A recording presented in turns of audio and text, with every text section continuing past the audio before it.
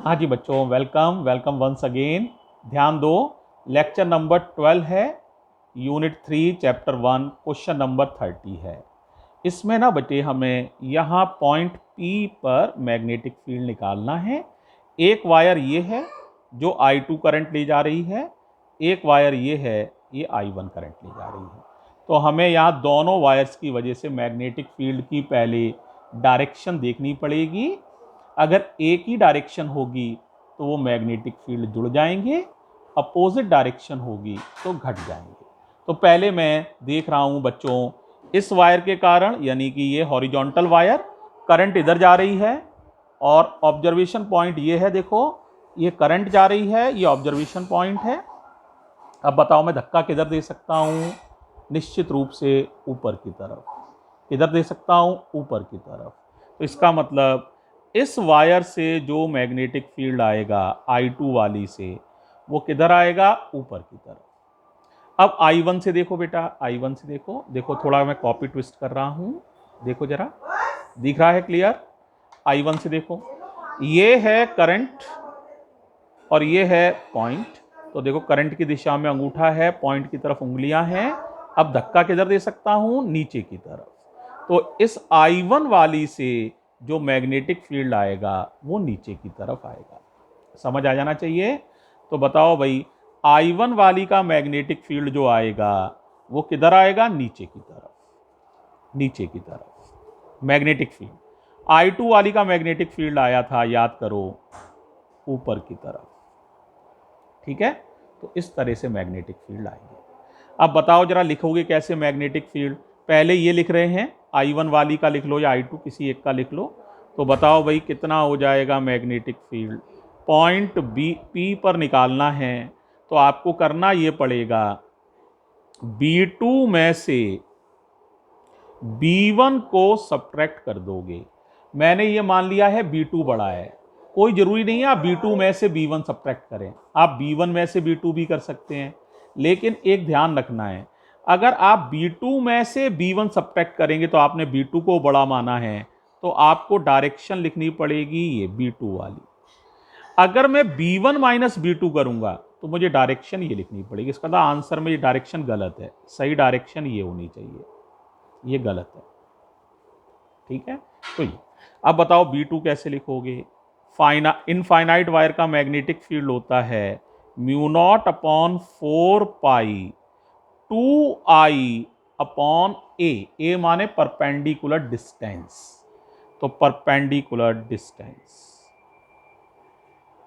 ठीक है। और करंट की वैल्यू यहां पर है I2 माइनस B1 लिखना है म्यू नॉट अपॉन 4 पाई 2 करंट की value I1 upon perpendicular distance.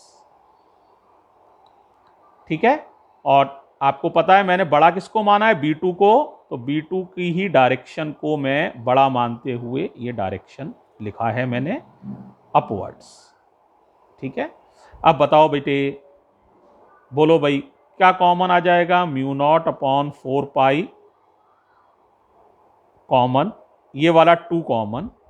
अब बताओ I2 upon perpendicular distance, I2 से ये डिस्टेंस है परपेंडिकुलर डिस्टेंस, इसकी वैल्यू B है, तो यहां लिखेंगे I2 upon B minus I1 upon perpendicular distance, ये परपेंडिकुलर डिस्टेंस है A, तो I1 अपॉन A। ठीक है, 2 से चाहो तो 4 पाई को कट कर सकते हो, 2 पाई बार कट जाएगा, तो आंसर आ जाएगा आपका म्यू नॉट अपॉन 2 पाई, आगे बोलो बेटा, I2 upon B minus I1 upon A। Dominant किसको माना था? मैंने B2 को माना था, तो B2 वाली डायरेक्शन लिखूंगा। कोई बच्चा इस आंसर को ऐसे भी लिख सकता है, वो माने B1 बड़ा है तो वो B1 माइनस B2 करे। क्या करे? B1 minus B2। लेकिन या फिर आंसर में डायरेक्शन भी उसे चेंज करनी पड़ेगी, क्योंकि उसने B1 बड़ा माना है, तो वो लिखेगा ये वाली डायरेक्शन। ठीक है, क्योंकि दिया नहीं है B1 बड़ा है या B2, तो आंसर दोनों रूप से ही सही माना जाएगा। ठीक है, अब आप कहोगे सही क्यों माना जाएगा? मान लो बाय द वे B1 बड़ा निकला तो ये आंसर नेगेटिव निकलेगा।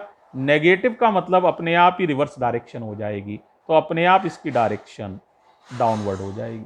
तो इस तरह से आंसर पर कोई अंतर नहीं पड़ेगा।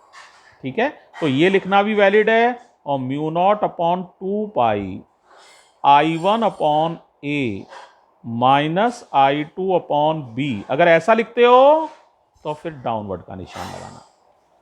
दोनों आंसर वैलिड है ये। अब मुझे बताओ, तुम लोग को क्लियर हो गया ये? एक छोटा सा सवाल और देख लो बेटे, लेक्चर 12 में ही चल रहे हैं तो जरा केयरफुली देखो। ये सवाल है, क्वेश्चन नंबर 25 है। आपको यहां मैग्नेटिक फील्ड निकालना है। यहां मैग्नेटिक फील्ड कौन कौन प्रोड्यूस करेगा? एक तो ये वाली तार, एक ये आर्क और एक ये वायर।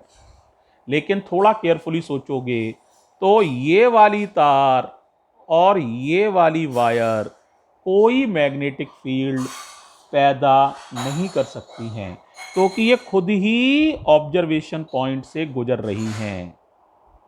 इस वजह से मैग्नेटिक फील्ड सिर्फ आर्क ही पैदा करेगा। तो कुल मैग्नेटिक फील्ड कितना हो जाएगा, बता पाओगे?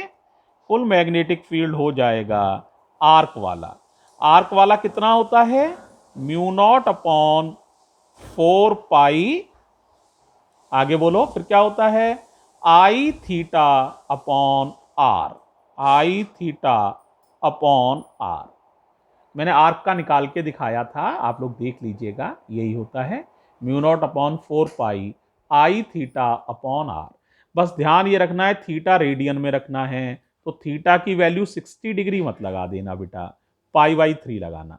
तो mu nought upon 4 pi, it is obviously 10 is to the power -7. I is 6 ampere. As far as theta is concerned, it is π/3